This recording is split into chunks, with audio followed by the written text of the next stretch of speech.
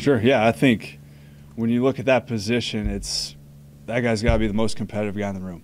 They got to have mental and physical toughness. They got to be able to think. They got to have mental capacity.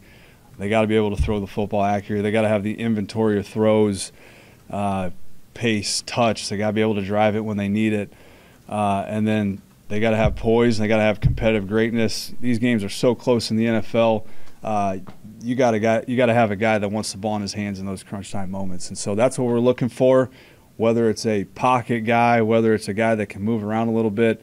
We're just looking for the best guy that we can do. And I certainly know that the guys that are here, we're evaluating everybody. And so Taylor and Desmond, we're looking at those guys. All options are on the table. But those are the qualities that we'll look for in terms of somebody that can lead this team. And excited to get that process going with, everybody. We got some great guys that have been around the quarterback room, whether they played it, coached it. Raheem and I have spent a lot of time together the last 3 years talking about quarterbacks. So it'll be a great process. We're going through that, like I said, second day on the job, just hoping that I can remember my login for my computer, and we'll get to moving on that. But looking forward to that process and what it looks like. We're on day 2 here, collaborating with these coaches. We got a great staff that we put together.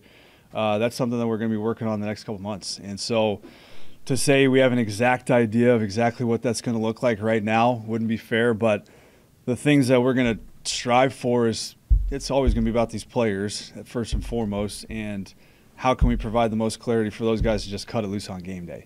And that's what it's always going to be about. How it exactly looks like right now, February 14th, not fair to say, but it's going to be about these guys and just these guys cutting it loose on Sundays where they have clear and concise plans and what they're trying to execute, and that's always going to be at the forefront of our offense.